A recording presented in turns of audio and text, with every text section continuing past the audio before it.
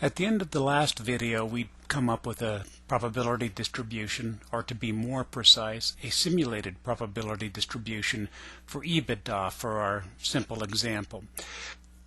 In the previous example, we assumed implicitly, and at-risk does this by default, that all the draws were independent. In other words, whatever we drew for growth was not going to be related in any way to whatever draw we got for cost of goods sold. Now, often this is what you're going to want, but sometimes you can make a case that variables are going to move together. For example, suppose the economy is expanding. Well, if the economy is expanding, you expect faster growth. But also, if the economy is expanding, there's going to be more demand for goods and services, and as a result there's going to be pressure on prices, so you would expect the cost of goods sold to also increase. In other words, the expanding economy is going to induce a positive correlation between the cost of goods sold and the growth rate.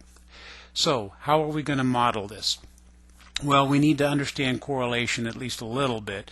Correlation measures the strength of co-movement between two random variables. It's a pure index. It varies between -1 and +1. At-risk allows us to change the correlation settings between any or all the random variables in our model. And when we get into the at-risk window, when we set up the correlations, I'll show you what -1, 0, and 1 and other correlations look like. To specify correlations in at-risk is a little bit tricky, and it's, at least in my version, it's different than what's described in the textbook. What you need to do is first in Excel, you click on, first of course you have at-risk loaded, you click on the display list of options on the at-risk toolbar. Then what you do is you click the variables that you want to correlate, and what you do is you hold down the control key and you just click all the different variables that you want to correlate. Then you fill in the correlation matrix with the correlation coefficients that apply, and then you click apply and you're done, and at-risk creates a correlation matrix in your workbook. Let's take a look and see how this works. So here's our model. We have our growth in this cell, which we've named growth 4, and it's feeding into sales growth. We have our cost of goods sold in this cell, which we've named OC4, and it's feeding into our operating costs. Now, I copied this over from the other example where it was uncorrelated, so the name here, it now says, well, actually I changed the name here and it says EBITDA correlated. However, to change a name, if I had just transferred this over or copied this over, and let's say it was uncorrelated, so I want it to be, say, EBITDA correlated, I just put my cursor up there, change the name, and hit enter, and now I've changed the name of my output variable. Let's get rid of the arrows. Now what we want to do is correlate growth _4 and the cost of goods sold _4. To do this, we go to the list, the model, which is up here. It says display list of outputs and inputs. We click on that. Now, here is the define correlations button. Oh, and it's lit. That's unusual. Oftentimes it's not. The variables that we want to correlate are growth 4 and OC4, so we click on those. Again, I'm holding down the control key.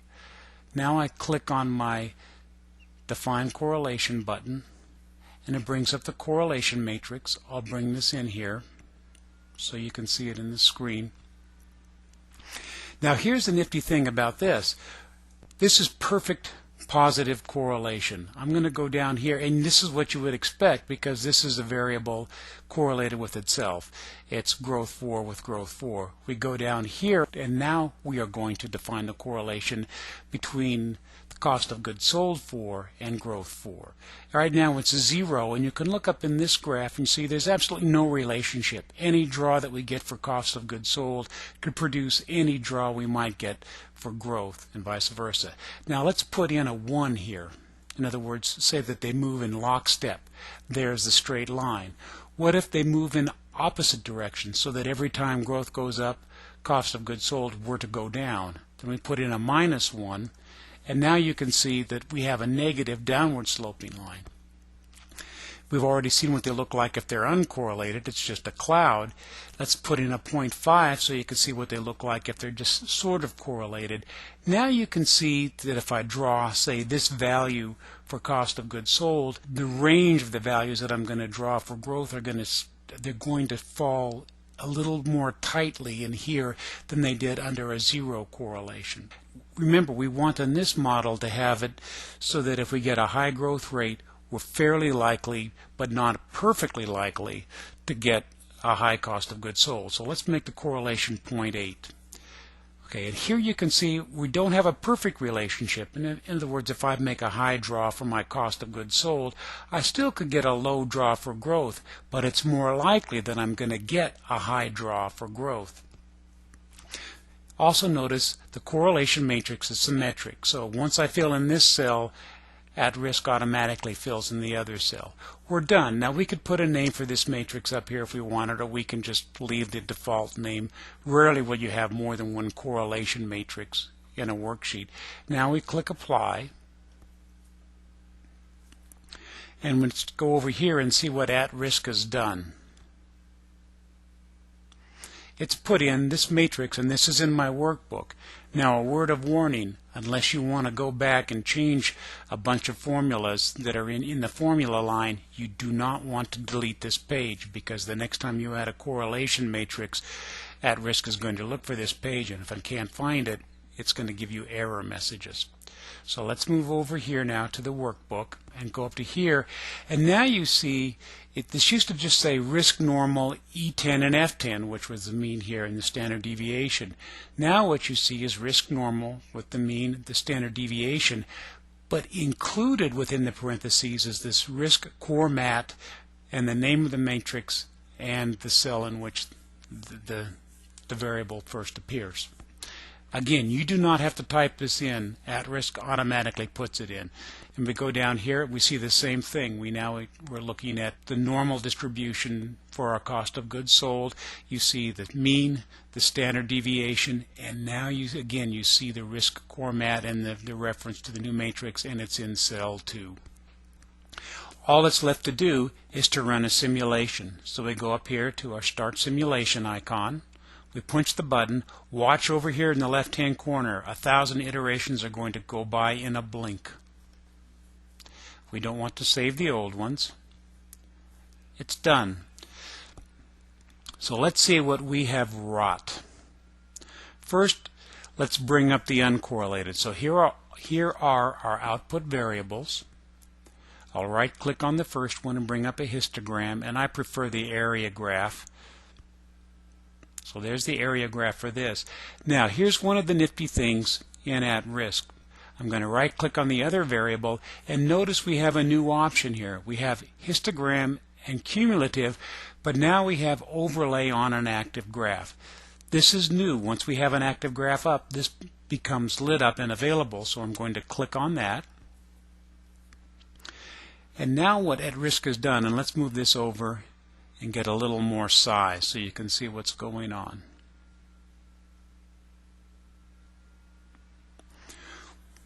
What at risk has done is it's overlain the uncorrelated distribution for EBITDA with the correlated distribution for EBITDA, and it's as you would expect. In the uncorrelated, the means are about the same, 212 and 211. But for the uncorrelated, it's possible to get a really high sales growth and a really low cost of goods sold and get an observation way out here in the right-hand tail. Similarly, it's possible to get a really low growth rate and a really high cost of goods sold and get an observation over here in the left tail. When we correlate growth and cost of goods sold, it means every time we get a high growth, we're very likely to get a high cost of goods sold, and vice versa. And as a result, the distribution narrows. You see it peaks higher, so that means there are more observations falling around the mean value for our correlated variables, and it falls inside. It's a narrower distribution than it was for the uncorrelated variables. So yes, correlation makes a difference. It's subtle, but it makes a difference. What's left now is to add at risk to a financial statement simulation model, and that's what we'll take up with Odd and Rich in the next video.